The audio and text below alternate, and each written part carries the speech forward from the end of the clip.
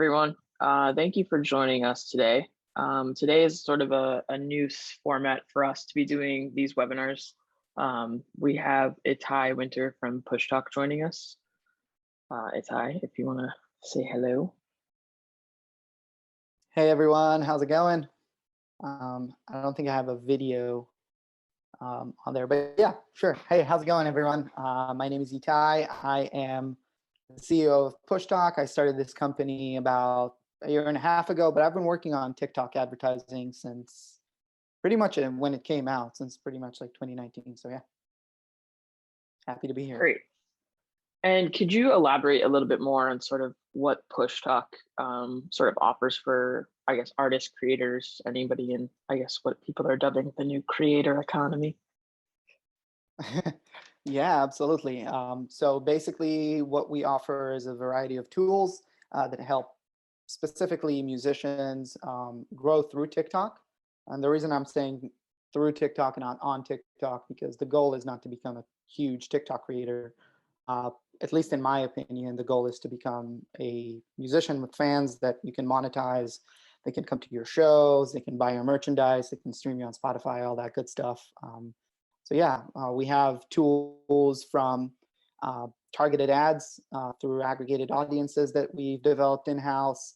And then we also have an creator platform, like basically an influencer marketing platform that we're building and are going to be releasing it in the next few months. Awesome. That's great to hear. I know a lot of the folks in attendance today probably are new to using TikTok for advertising, or we're going to have a bunch of questions later. So I think for the first part of this, I want to start with more of like a general overview of sort of like what the current trends you see on TikTok are from musicians or creators when it comes to setting up campaigns, to either make folks aware of their music or trying to use TikTok for music discovery. That's awesome. Yeah, absolutely. So the kind of like there are a ton of different trends on TikTok. We see trends from trending daily, from new dances through makeup tutorials, through all that stuff. But really what I want to focus on is some practices and trends that musicians use to their advantage. I would say the best trend, I guess, is posting about your music daily, constantly, and constantly bringing in, creating context around your music daily. So this can be through a video of you giving the backstory of a song specifically, or you giving a little bit of an intro to yourself and your mission statement as an artist. Or it can even be you tacking on to another trend, essentially. Yeah, those are kind of like what I would say definitely the leading trends, and they've actually been around for quite a bit. So we're definitely in for a little bit of a change to see if hey, are there going to be new trends and new ways that artists are going to be able to leverage this platform, whether it's going to be new features that TikTok comes out with, kind of similar to the duet feature or the stitch feature that are kind of been overdone. Yeah, those are kind of a few different trends that I've been noticing. Yeah, I've seen the Stitch feature a lot. I always like it when you're, watching your For You page and you always see like your favorite artist respond to a fan randomly, and then the fan is like breaking down. I see that a lot with a lot of Taylor Swift fans where they just start crying because she commented on something. So I actually Not that just people. worked with an Oh, go I ahead. actually just worked with an artist that had that happen with Ed Sheeran. So she covered one of his songs, and she had him basically do a duet with her, and yeah, obviously broke down completely, which is kind of crazy. Um, one really cool thing is I'm not sure how involved everyone is in the TikTok sphere right now. But one thing that happened, for example, there was this one artist, her name is Lael. She had the My Life Fucking Sucks video, which if you're on TikTok, you've probably seen it. She had a million stitches made with her song, with her sound. She got a ton of hate, but I mean, she also got a million streams off of that. So yeah, that's definitely definitely something that's pretty cool. Pain turning into plays. I like that strategy. Yeah, Um, Yeah, I mean, you've seen there's been a lot of really good recent examples, I think, of people taking advantage, whether knowingly or unknowingly, their music, selecting that like 15-second or 30-second clip. The one that I can think of is that's most immediate is that one, I think it's Kid Laroi and Justin Bieber, with their song that just blew up. Um, I mean, seemingly overnight, even though both of those artists are huge, it was just ubiquitous in my For You page for like 3 weeks. And then you get that hook stuck in your head. And I think that strategy is always very endearing for fans or people that sort of want to follow those trends. I think the next question I have is sort of more around like TikTok ads, right? So, what would you suggest is the best way to use TikTok ads to build your existing audience or even to get your music in front of new fans, right? Generally, the ads that most of the users that I speak with about TikTok want to know is a how do they use TikTok ads in an organic way to reach new fans or sort of utilize TikTok's algorithm as a sense of like music discovery, right? Um, and then the second part to yeah, that is, how do you use TikTok ads to help, I guess, facilitate that objective? yeah. So I think that the word you used, organically, is super important. Um, the word organically is kind of like the keyword here. You need to be native to the platform, and you need to kind of like speak on a level that is fairly different than Instagram or Facebook. So like a really cool graphic with like your music blaring, and then like a little banner that comes out and says "out now" is, generally speaking, not that effective, um, in my opinion. So TikTok is kind of really like a place to you can be vulnerable, and you can be authentic and talk about your music in a very real way, in the sense of like, this is my song, this is what it's about, or this is my mission statement, or this happened to me, so I wrote this song. And being able to hook people on the very first few seconds, on the creative side of the ad, that's the most important thing. And then having an if you're trying to build specifically an audience on TikTok, then having an activation that is native to the platform, like for example, comment or tag or share with a friend something that is native to the platform, is going to be your safest bet, kind of starting out. And then you can experiment with different types of calls to action, um, when it comes to building your ad. I've kind of built a template of kind of like the 3 steps that every ad on TikTok should have. It's more of a guideline rather than an actual ad.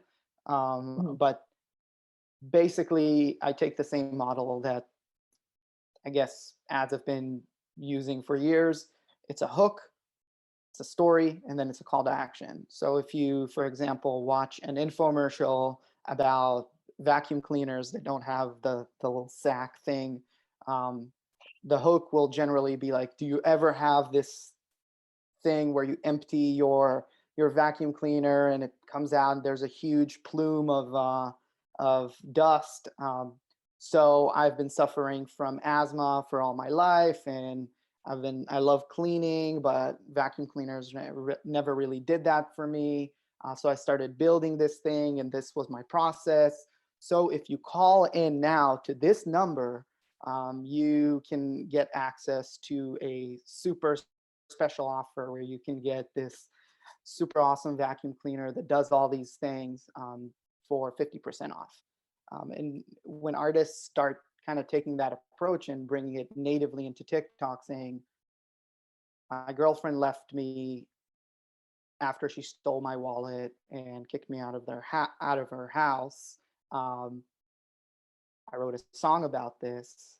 This is kind of like the story of like my abusive relationship. I don't know why I said that, but We're going but dark today. like I've actually, yeah, I've actually watched a video about it by an artist. Her name is Linnea, and she had like a super sad story. And she wrote a song about it. It's called Season's Greetings. We can actually watch it if you guys wanna take a little break from hearing me talk and just like watch a quick TikTok video. Um, Song's called Season's Greetings. Um, I wonder if I can find it here. Um, but yeah, that's essentially it. Boom, there it Let's is. watch let's watch TikTok while we're doing a webinar about TikTok. That feels fitting to me.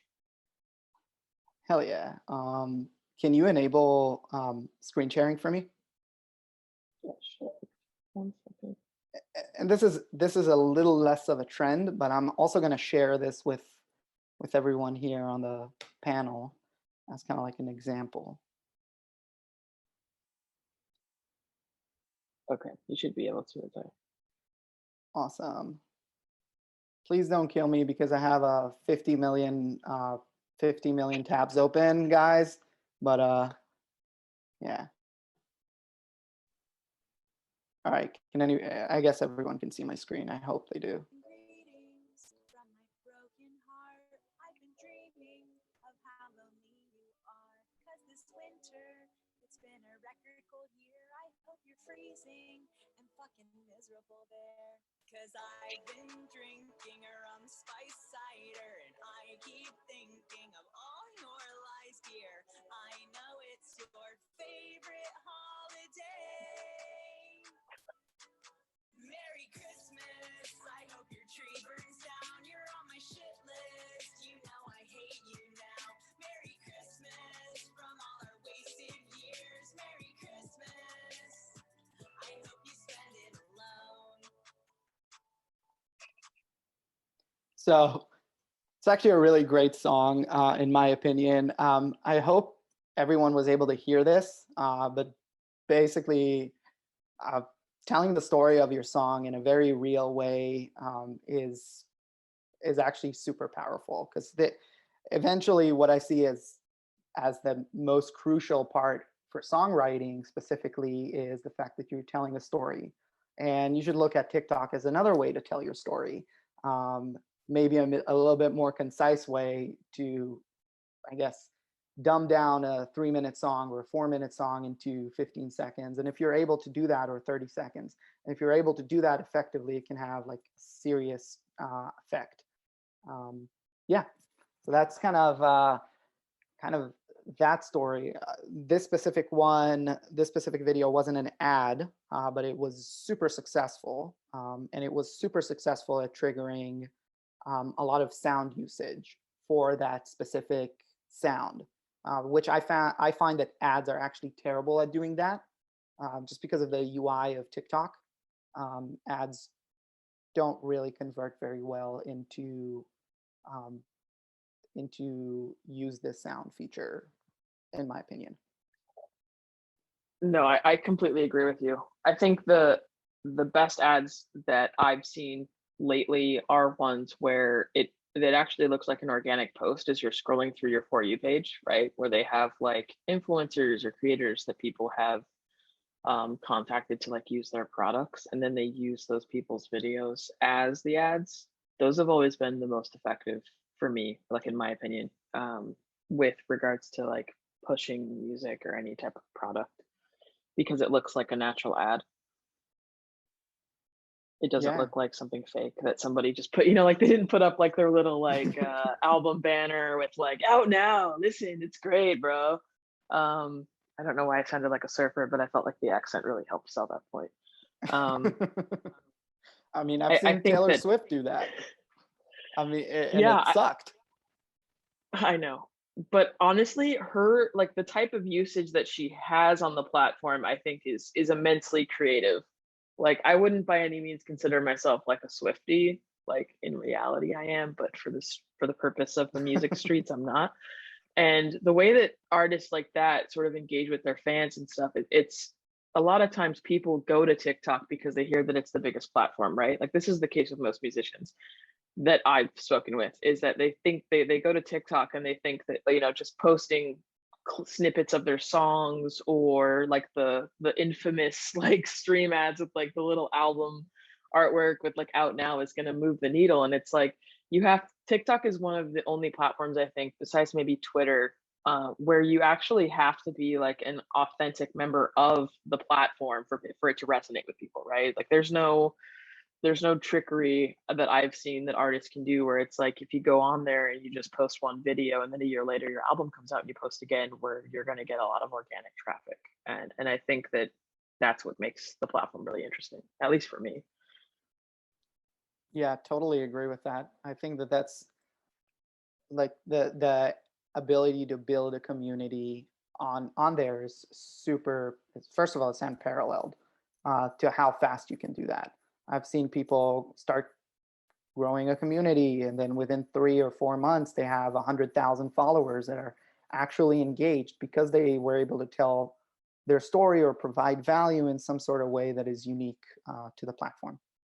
And I think that, yeah, I see some familiar names in the chat, and I'm like, I know that some of these people already did that, and it's awesome. Yeah, I mean, I think the next question I had is, and you've already given one example of like an artist using their music to promote a new release, but do you have any good examples of maybe like a catalog track, or where people have utilized like a catalog track, I guess knowingly, like not necessarily like the Nate Dogg example with like Fleetwood Mac, but you know, being able to use like a catalog track to promote a new release, or even just artists that are making organic content with their music, and it's, you know, really resonating with people on the platform. Yeah, actually, let me show you. By the way, can everyone hear the like the videos when I'm playing? Not yes. Okay, cool. Yeah. Cool. I want to show this guy because he released a song. It was like his second ever release, and basically all he did was post about this song constantly, and in ways that fit different verticals that are relevant to the niche that he was trying to get into. His name is Max Bennett Kelly. Super great creator. You might have seen his stuff, but it starts pretty early.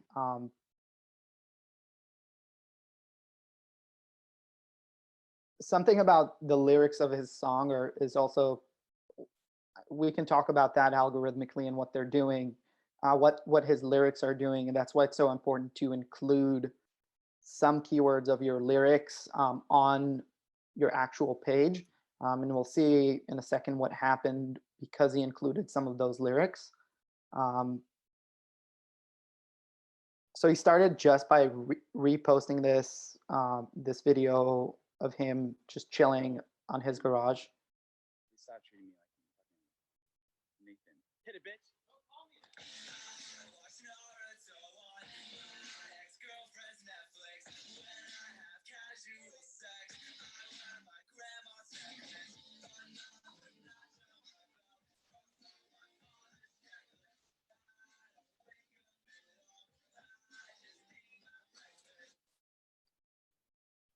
So this guy literally just, after he posted this for 6 or 7 times or 8 or 9 times, I don't know, he just went and started building context relevant to different verticals that his song fits in. So said, okay, I'm gonna post this song until it's on the next American Pie. And like, let's say you have a song about, you have a catalog song that talks about Rick and Morty, for example.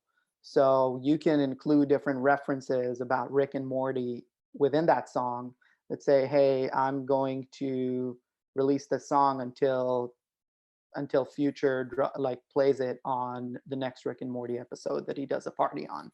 or I'm going to play this song until I get a free Meeseeks box from Adult Swim, or posting this song until it gets on the next Adult Swim soundtrack, or the next Adult Swim, I don't know, what other Adult Swim stuff is there? Solar Opposites, for example.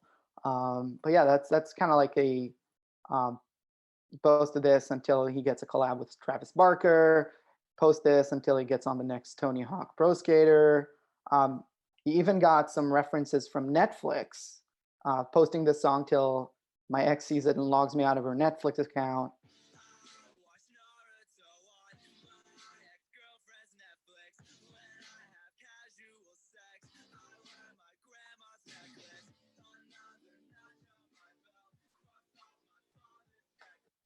And we're talking about a guy that, like, before posting this, before going super viral, was maybe seeing, I mean, just a few thousand streams a month, and then within a month he had 2.5 million streams on this song, which is amazing. He got a reference here from Netflix, which was pretty sick, and then he made a whole series about it. So he followed up with Netflix after this one video went viral, and he kept telling the same story and kept engaging and coming back to that specific story. Yeah, so I made this song, and Netflix commented on the TikTok, which was cool, blew it up. But that meant that my ex actually saw it and logged me out for Netflix, which is kind of funny, I guess. Then Netflix texted me or DM'd me and was like, "Hey, we're gonna give you your own account for free." But then they ghosted me, just like my ex. I thought maybe major corporations were above that kind of behavior. I was at the part where Rock Lee was bad FICO. I was trying to see that. Yeah. So I think he made like 2 or 3 more videos after that. Netflix engaged him every time of it. But yeah, that's pretty much kind of like how he did that. And you can do that for catalog songs. You can do that for a song that you're about to release. I think that it's all about finding where your song fits within the niche. Yeah.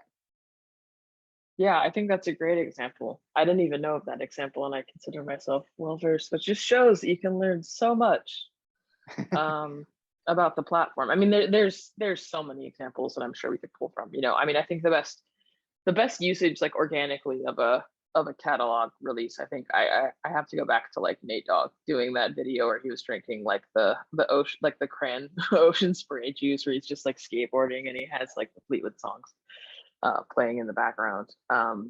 But I like this example for artists, trying to do that stuff.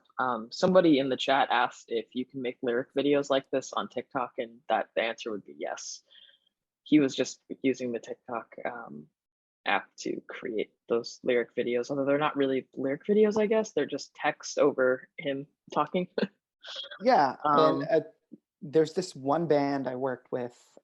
They're called Hoax, and they're incredible.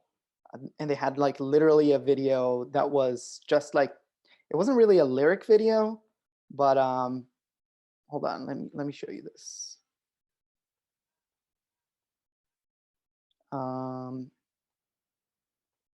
There it is.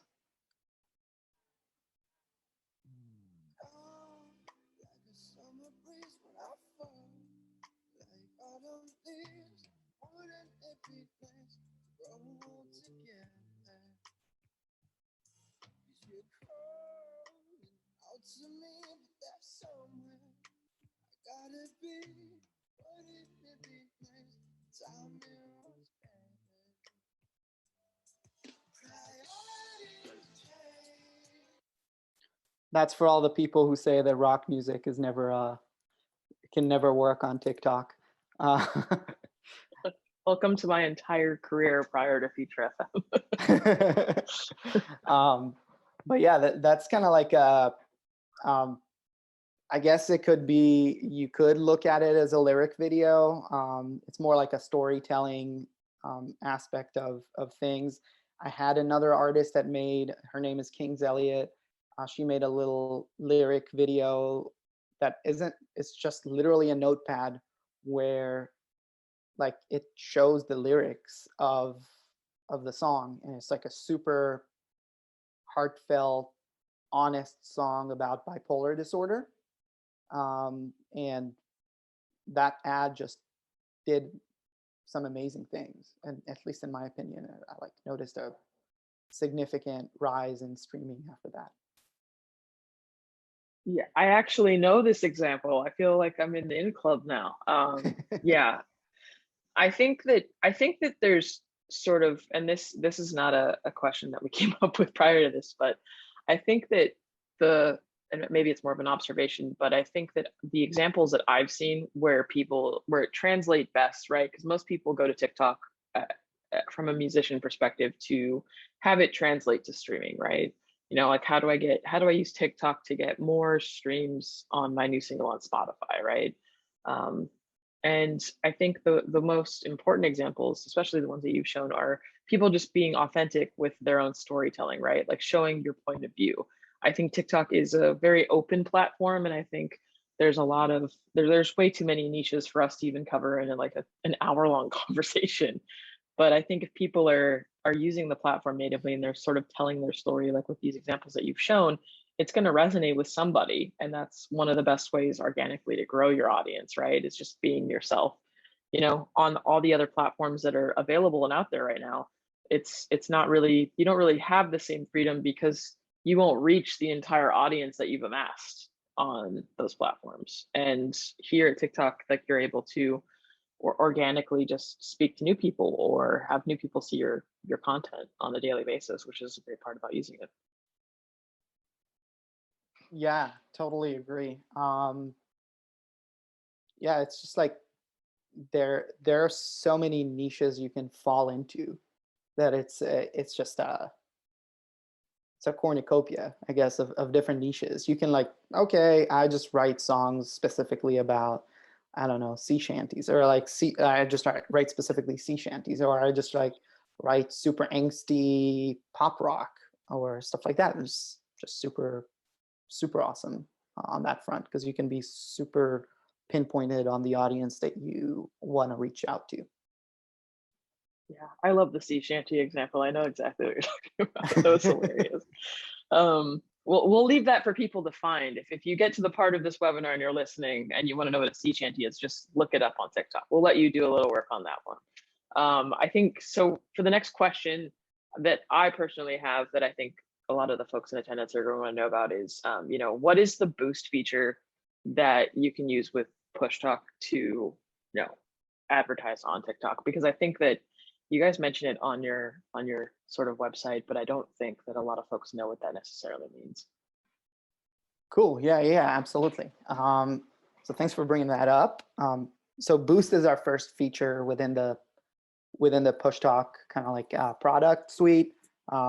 It's basically targeted ads on TikTok. What we do essentially is we take your video, we match it with the right audience that we have. We have a lot of different audiences.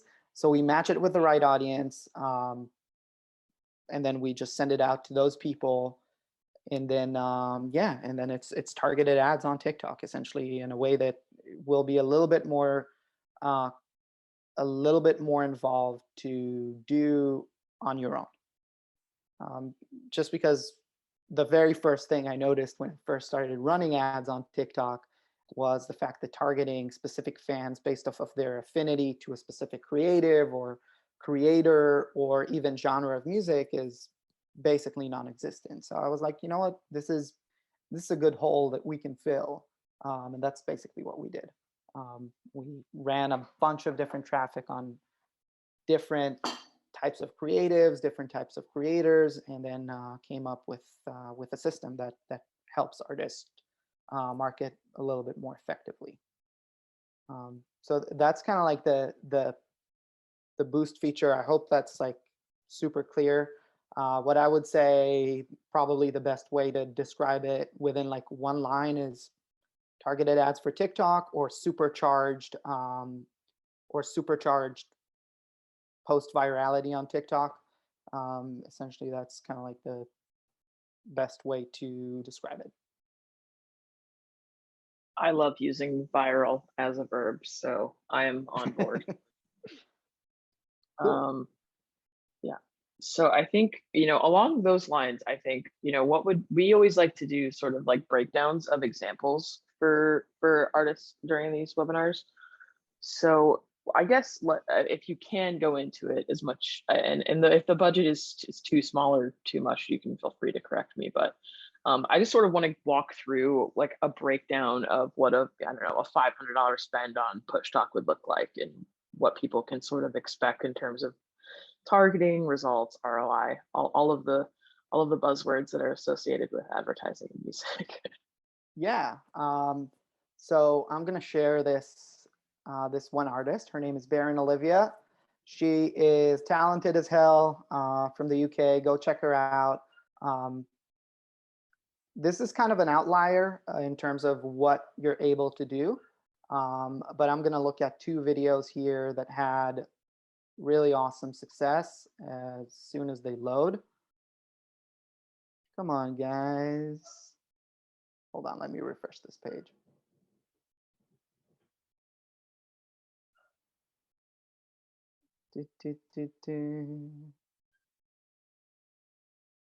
All right, they're starting to load. This is the first video. This is the second video. This was pretty much a budget of $520, if I'm not mistaken.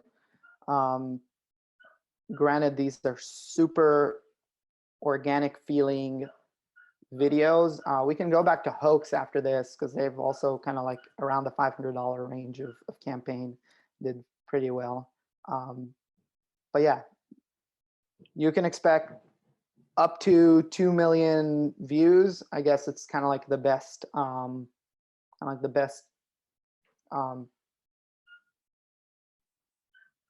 guess, range of viewership that you can expect. And then in this, I think we surpassed 800 pre-saves for these two campaigns, which are really, really awesome. So yeah, let's just go into this and.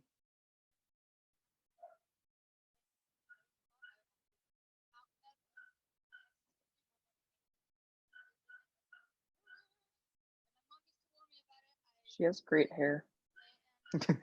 That's true.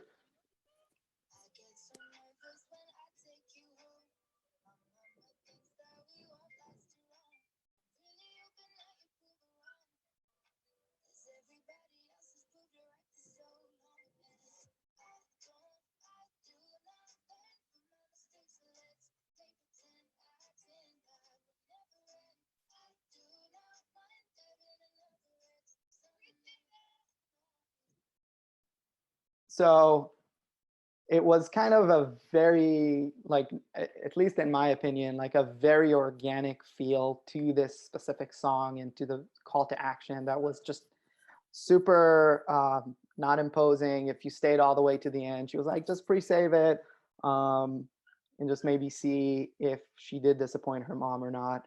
But yeah, that's kind of like a good, I guess, like a good breakdown of a campaign.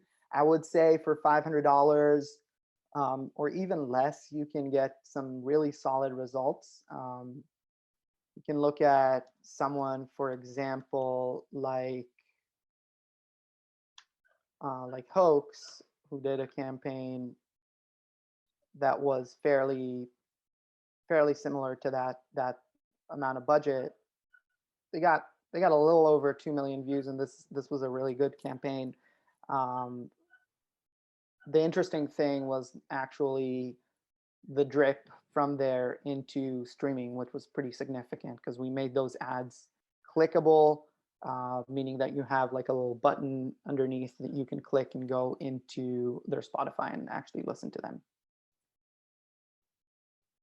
So yeah, that. Oh, and by the way, there's a reason why not a lot of people commented on this. The reason is because this was a clickable ad that people just went off platform to listen to the song instead of staying around and commenting on it. And I imagine for like most musicians, it depends on, I guess, what they want to accomplish with the campaign when they work with you guys, right? Yeah, for sure. I mean, I think that the most kind of like the most valuable things that you can do very early on is like just cultivate an ecosystem that will support you on TikTok specifically. Um, and then from there, kind of like slowly move on to activating people. It's kind of like you're asking, I don't know, you're asking someone from like from someone to bum you a cigarette on the street or give you some change for a cab. Um, wow, does that still happen? People take cabs, but yeah, you're asking for like someone to give you something or do something for you if you provide value to them very early on, and then you kind of like interact with them a few times. It's a little bit easier to activate them. Yeah, it's kind of like dating, right? That's the perfect analogy that I always tell people when they're trying to build audiences, right? Like you have to go on a few dates before you know if you like the person or not.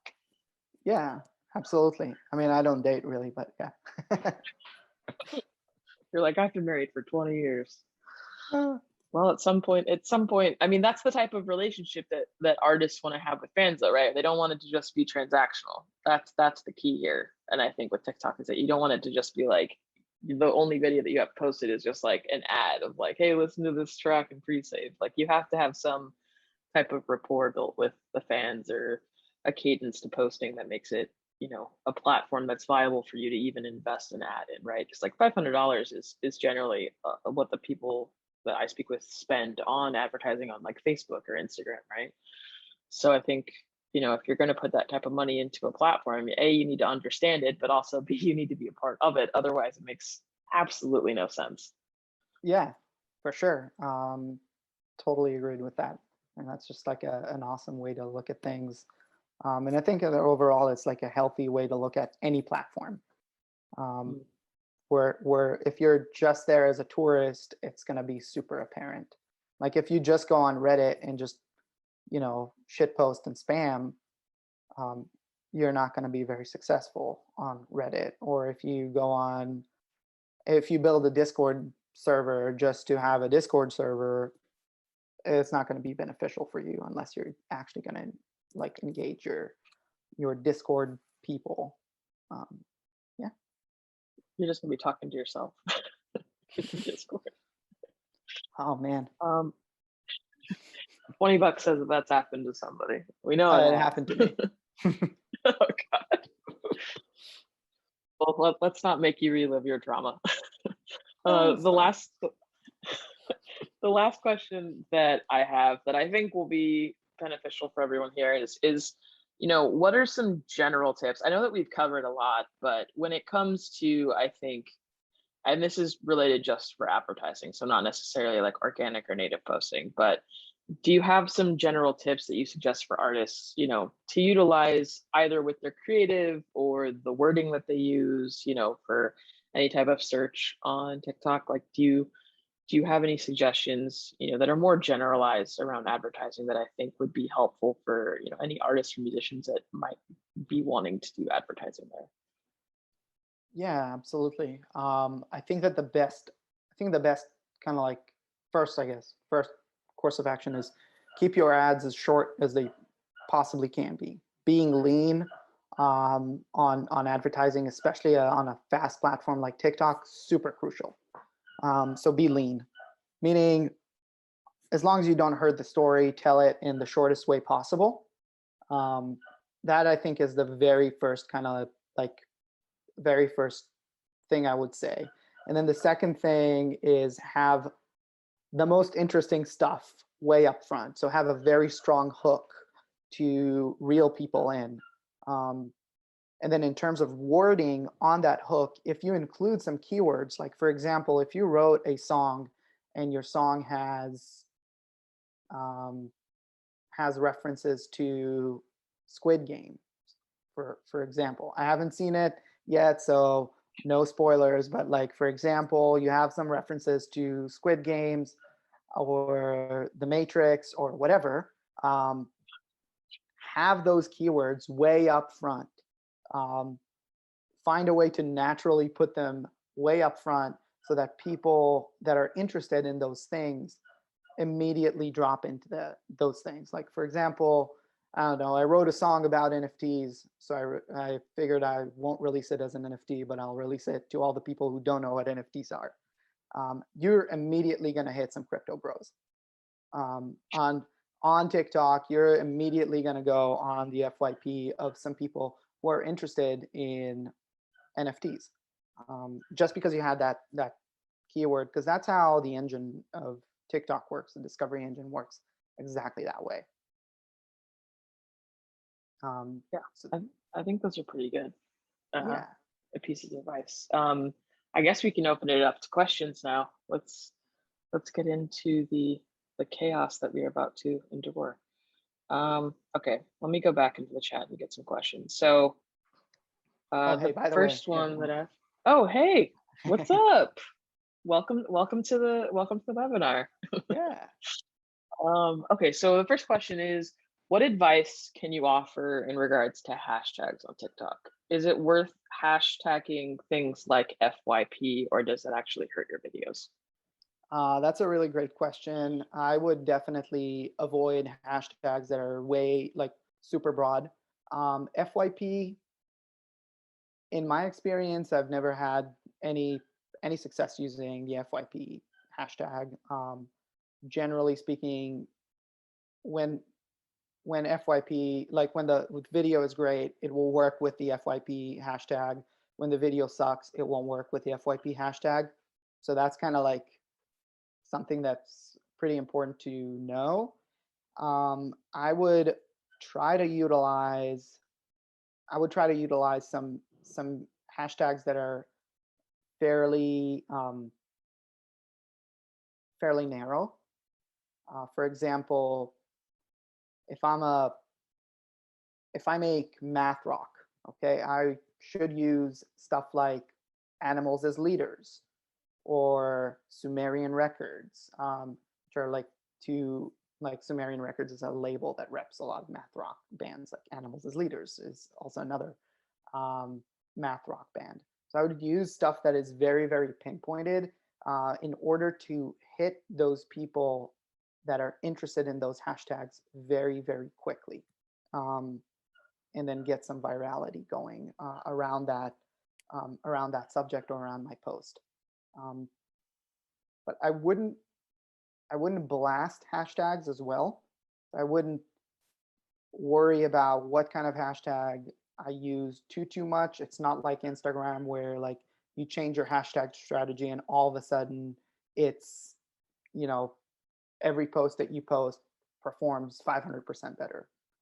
It's going to have an effect, but eventually the thing that's going to have the largest component of your video is the creative itself. So focus on creating good content first, and then you can experiment with hashtags here and there. But just stay fairly narrow on your niche that you want to hit. That's something that I repeat ad nauseum every time somebody asks about advertising or targeting. It's like, you have to keep it narrow enough to your niche that it makes sense, but you also need to keep in mind too that like if you get too narrow, it's gonna go down, the size of your audience is going to go down a lot.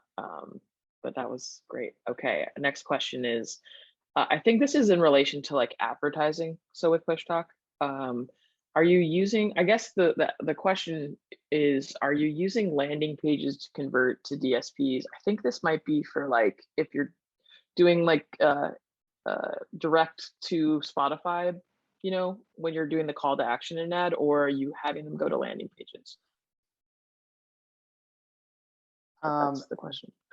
Generally speaking, I would either go to a landing page like Feature FM, or I would go to the direct to Spotify link from that landing page. The reason why I don't like going direct to Spotify is because generally speaking, on iPhones, when you hit on that direct to Spotify, instead of sending you to the Spotify app, it'll send you to the Apple Store to go download Spotify, which you probably already have downloaded, And then when you hit that get button, it just goes to the main page of Spotify and you just lost that customer or you lost that person entirely. So that's why I would use deep linking through Feature FM or just a landing page on Feature FM. Yeah, I guess also depends if they're doing like a song that's out now or a pre-save, because any platform, even some of our competitors, like you'd have to go to a pre-save platform or a landing page to actually, pre-save the track. Yeah, absolutely. Okay. Yeah. I guess, and then alternatively for that, like what would you suggest would be like the best CTA for like somebody that's saying like pre-save now or buy now or stream now? In terms of call to action, it's really up to what kind of result you're looking for. If you're just looking for streams and you've already built some rapport, just tell them why they should go and stream your song. In that Linnea version that we watched it's like, go stream because I'm giving all of this money away to charity. Granted, you don't have to give your money away to charity, but like I showed this song to my grandma and she really loved it. Go make my grandma happy and stream this song. So build context around your call to action. And then what it is can change based off of what it is that you're looking for them to do. But I would say be direct, and it's okay to sell yourself on TikTok. I feel like Generation Z is a lot smarter than millennials. Millennials are kind of like trying to avoid, and I say that as a millennial. Millennials are always like, well, you're not going to advertise to me, but like Generation Z, they basically grew up with advertising on these platforms. So if your ad is good and it provides value to that person, they're going to be a lot more inclined to actually click on the ad and be a part of it. Yeah, I like that. If you have an established rapport with your audience, you should be, using whatever vernacular or whatever type of creative that you've established with them for any type of CTA. It wouldn't be like, hey, go listen to my track if you've never spoken to the person before. Yeah, for sure. Let's see. Someone mentioned, I'm running a pre-save campaign right now through Feature FM and doing TikTok ads. You mentioned I think they're referring to the female example that you had, got 800 pre-saves. Yeah. Yeah. Do you know what a good benchmark number of pre-saves would be? I mean, I can speak from our platform perspective. Generally, you should have between 20 to 40% of the overall visits that you're getting to your landing page as a good benchmark for the amount of pre-saves that you get. I don't know about advertising, I guess. There's no direct correlation between running ads on TikTok and be able to count pre-saves that you've gotten, right? Like it would just, wherever the pre-save happened would be. I mean, I would argue differently. Like the point, if you're running a conversion ad, the point of the ad would be to get more pre-saves.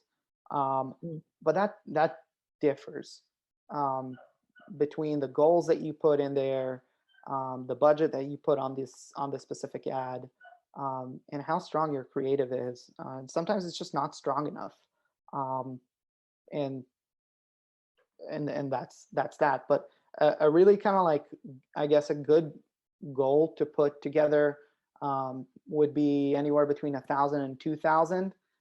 When you kind of start getting that amount of people, you can have a pretty substantial email list, which is why you want people to pre-save your song. That's honestly, I would say screw the actual movement on Spotify, because personally speaking, I've never seen pre-saves alone do that much damage that they like completely curve your Spotify upwards that substantially.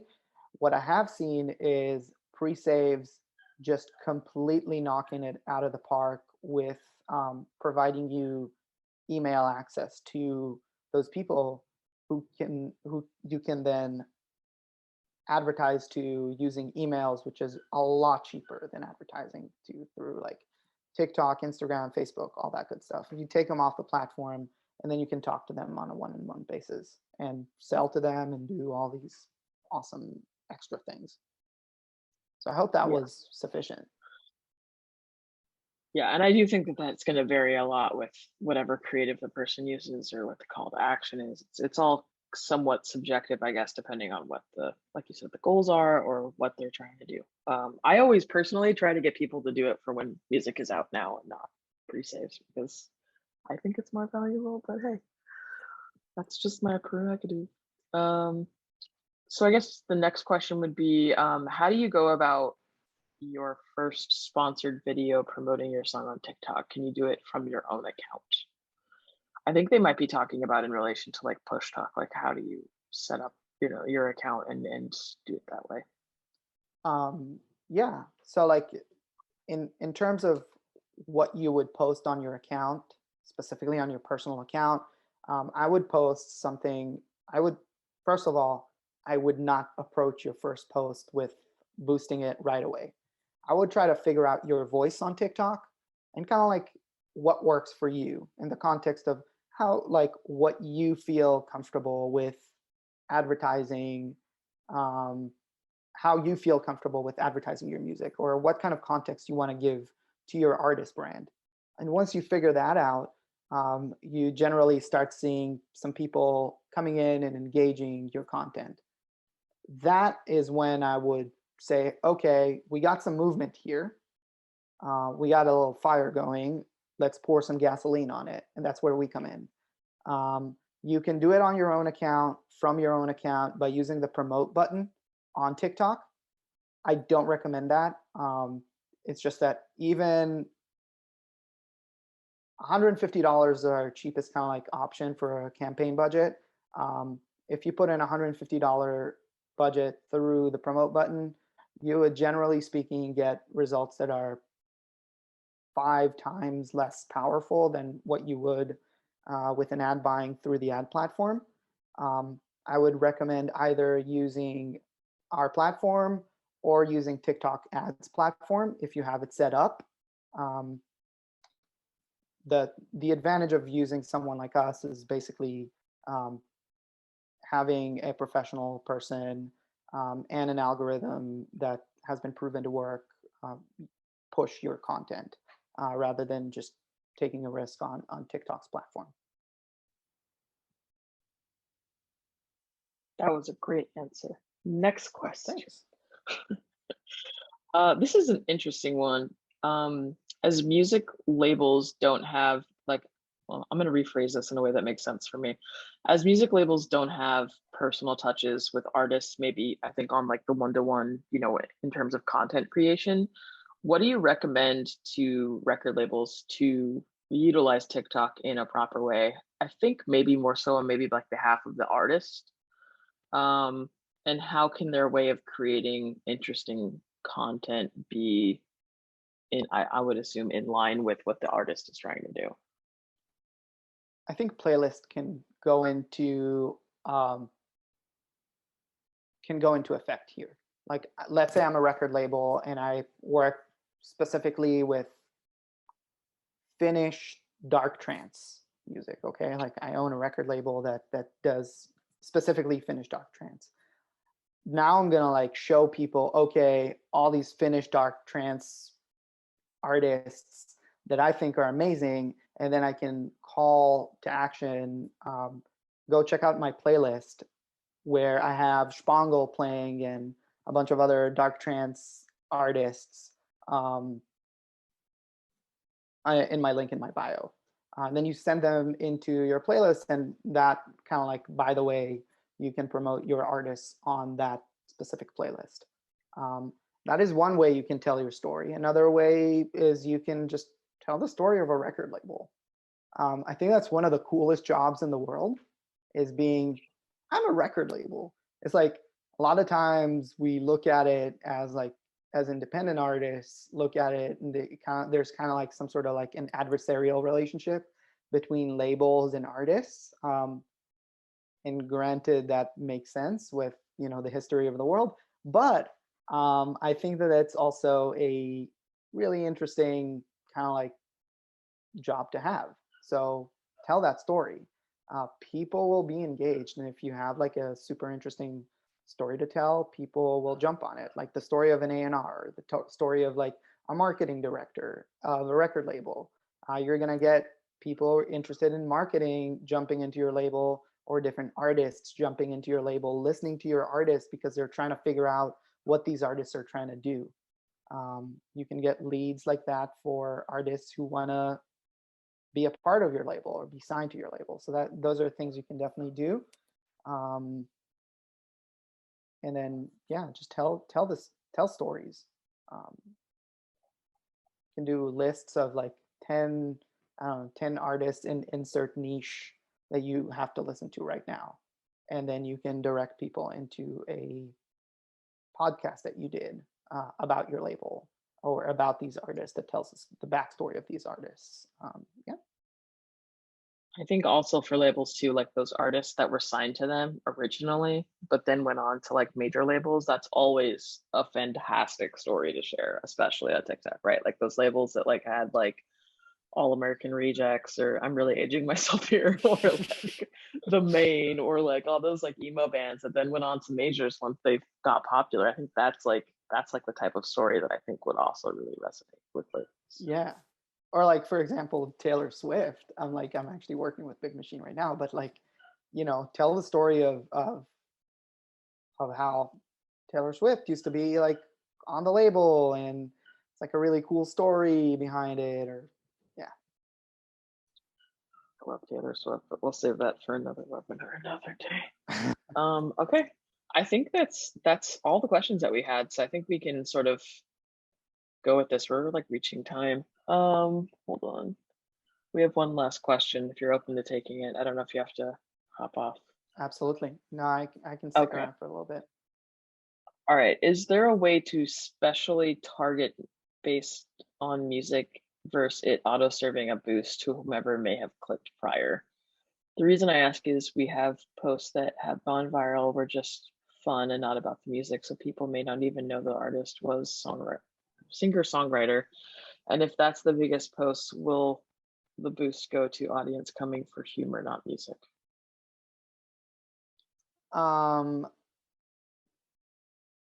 Yes and no. So like the audience that you had, if you haven't captured it using a pixel or using specific, like a specific targeting loop, it's going to be very difficult to lock them back in. Did I get stuck? Did you get stuck? I feel like my internet was cutting out. Yeah. Oh no, I heard you. Okay, cool. So what I would do is actually this happens way more than you think.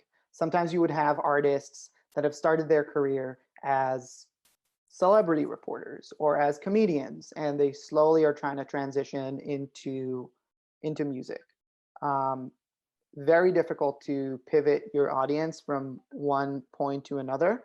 What I would advise to do in that case is create content that is hybrid, and then slowly start pivoting people into the niche that you're trying to fall into. So instead of posting humor posts every day, post a humor post once every 5 days, and then post a purely music post once a week, and then all the rest of the posts, try to find a happy medium here that is between music and comedy, or between music and celebrity reporting, or between music and craft, for that. I think that's a good way of phrasing it. I think that's also a problem. It's not a problem, I guess. It's an opportunity to be able to transition that. But thank you so much for doing this today. This was really great, and I think we got a lot out of it. If anybody would like to explore PushTok, you can just go to pushtalk.com. I put it in the chat for everybody as well. But thank you for doing this. This was great. Yeah, thank you guys so much. And if you want to hit me up personally, you can do that on my email as well. I try to answer and reply to every single email out there. I just dropped it in the comments, but it's just my first name and last name at pushtalk.com. Great. Well, Cool. this All is right. great. Have a good one. Well, rock and roll, guys. I really appreciate you guys having me here. Yeah, absolutely. And we'll be posting this edited without all the goodbyes and stuff up on our YouTube channel so people can watch it. So we'll make sure to include PushTok in the description as well. All right. Awesome. I guess Thank you. sign off. Bye.